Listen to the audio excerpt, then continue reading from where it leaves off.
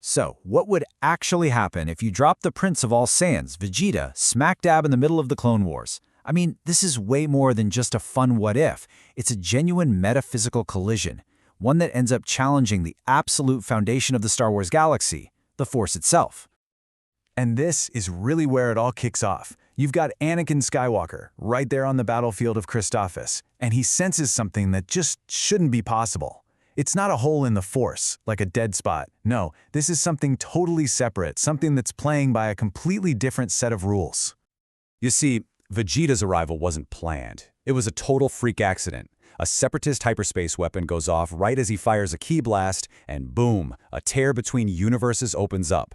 The next thing you know, he's crash landing on Christophsis, and the Jedi are completely floored. They can feel this immense power, but they can't feel it through the Force. It's alien. Pretty quickly, the Jedi figure out a new term for this. Vegeta isn't Force dead, he's Force alien. And the best way to think about it is like this. Picture the Force as a stream of water flowing through everything. A Force dead being, like a Yuzan Vong, is a hole in that stream. But Vegeta? He's a stone. The water flows around him, touching the surface, but it can't get inside to the core. And that means the Jedi's usual tricks, sensing, predicting, even influencing, they just don't work on him. So that brings us to the real heart of the matter. Why is there this disconnect? It's not just about who can punch harder. It's a fundamental clash between two totally incompatible energy systems. To really get it, we have to look at where their power actually comes from. All right, first up, you've got the Force. We know this one, right? It's this universal, external field that connects every living thing. A Jedi or a Sith doesn't own the Force. They're more like a conduit. They borrow its power, they channel it. But if you cut off that connection, well, they're just a regular person with a laser sword. Now, ki, that's a whole different ballgame. Ki is like an internal engine. It's a personal tank of life force, generated by your own body and your own spirit. A Saiyan's power is theirs. They own it. They can take it to any universe, any galaxy, because it comes from right inside them. And this breakdown just makes it crystal clear, doesn't it? Look at the origin, external versus internal. The method, one is about surrendering and channeling. The other is about grit and training. And the resource, the Force is basically infinite, but ki is finite. You use it, you gotta recover it. But here's the absolute key takeaway. A Jedi is just a conduit for a power that belongs to everyone, while a Saiyan is the sovereign king of their own power. Okay, so what happens when you unleash that kind of sovereign internal power on a galaxy that's totally built around conduits? Well, the tactical implications are just staggering.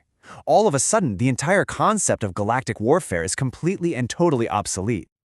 And you don't have to take my word for it. This is Vegeta's own take, after he casually bats away some blaster fire, which he notes is barely even hot enough to singe his armor. He just dismisses the entire military might of both the Republic and the Separatists. To him, their greatest weapons are literally just toys. And it's pretty easy to see why he thinks that. A Saiyan is the weapon. They don't need a starship to get into orbit. They can just fly. They don't need proton torpedoes. A casual ki blast can do way more damage. And they definitely don't need armor. Their own ki aura is so dense they can catch a lightsaber on their bare hand. And then there's this number, 50. On top of his already insane base power, the Super Saiyan transformation multiplies his output by 50 times. The energy he lets off is compared to a star going nova. It literally tears holes in space-time. This isn't just a power-up, folks. It's a localized, reality-breaking event. At this kind of scale, even the Jedi's greatest weapon, their ability to see the future, becomes completely useless. I mean, what good is knowing that a city-leveling blast is about to hit if you have absolutely no way to survive it? Strategy, planning, foresight, it all just crumbles in the face of that kind of raw, overwhelming power. Okay, so he's basically invincible, right? Well, this is where the story takes a really fascinating turn. Because despite being physically invulnerable to pretty much everything in the Star Wars galaxy, Vegeta finds out he has one critical and very specific weakness: a poison for the spirit. Think about it. He can shrug off blasters like they're nothing. Lightsabers, massive explosions, you name it. But he's totally vulnerable to attacks that bypass the body and go straight for the soul. Things like Force Lightning or those twisted Sith weapons made from corrupted kyber crystals. The first time Count Dooku hits him with Force Lightning, Vegeta feels real pain. for the first time. But why? It's because Force lightning isn't a physical attack. It's described as a mystical poison that attacks his nervous system and his psyche directly. His ki aura is built to stop physical stuff, right? It can't do a thing to block a spiritual infection. So, how does he fight back? Not with more power. He can't. He has to fight back with pure, unadulterated willpower. He's forced to build what's called a mental fortress in his own mind. It's a battle of pure discipline against the corrupting evil of the dark side. And his only defense? The impenetrable pride of a Saiyan warrior. And that leads us to the final and maybe most important question. With all this power, why doesn't Vegeta just take over the galaxy? Why not join the Sith and get even stronger? The answer isn't in his power level, it's in his psychology. It's in his past. It's in a warrior's honor that absolutely refuses to be a pawn in someone else's game. When Palpatine makes his offer, when he dangles all that power in front of him, Vegeta doesn't see a powerful Sith Lord. No. He sees a ghost. He sees a shadow of his old master, Frieza, a manipulative, scheming coward who hides in the dark and moves pieces on a board. And that's the whole point.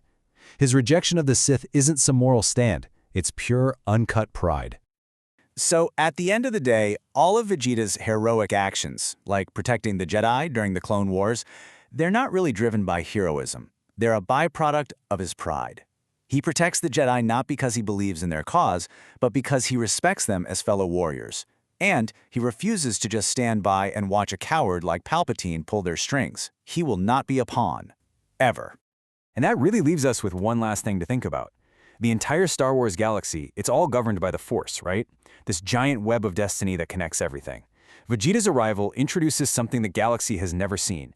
A will so powerful, so sovereign, that it exists completely outside that web. It really makes you wonder, what's the true nature of power? Is it being part of destiny, or is it having the will to forge your own?